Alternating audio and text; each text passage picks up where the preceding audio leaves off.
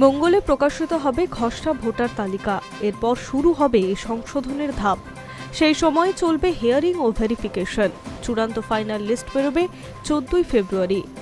ইতিমধ্যেই কমিশনের প্রকাশিত তথ্য অনুযায়ী মৃত অন্যত্র চলে যাওয়া, নিখোঁজ এবং একাধিক ভোটারের নাম থাকা এমন ভোটারের মোট সংখ্যা 58,20,898 জন। এই বিপুল সংখ্যক নাম খসড়া ভোটার তালিকা থেকে বাদ যেতে চলেছে। হিয়ারিং পর্বে সংখ্যাটা আরও কিছু বাড়তে পারে। কিন্তু প্রশ্ন হলো, এই হিয়ারিং বা শুনানিতে কারা ডাক পাবেন? আপনিও কি সেই তালিকায় থাকতে পারেন? কাদের ডাকা হতে পারে? প্রশ্ন উঠছে। কমিশনের নিয়ম অনুযায়ী হিয়ারিংয়ে ডাক পেতে পারেন কয়েক ধরনের ভোটার। প্রথমত, 2002 সালের তালিকায় যাদের নাম নেই।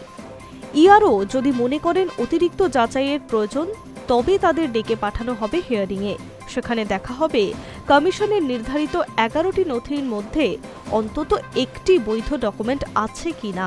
দ্বিতীয়ত, যাদের পরিবারের কারোর নাম নেই পুরনো তালিকায়, অর্থাৎ কমিশন এমন পরিবারগুলোকে হিয়ারিংয়ে ডাকবে যাতে যাচাই করা যায় তাদের নাগরিকত্ব সংক্রান্ত তথ্য।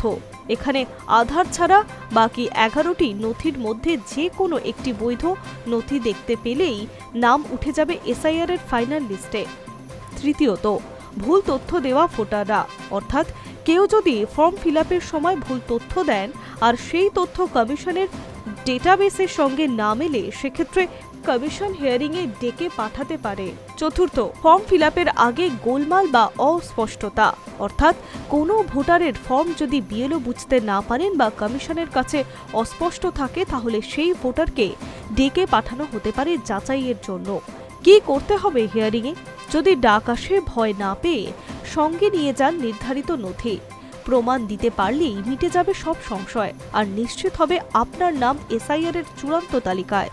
অর্থাৎ যেখানে কমিশনের সামান্যতম সন্দেহ তৈরি হবে, সেখানেই ডাকা হবে শুনানিতে।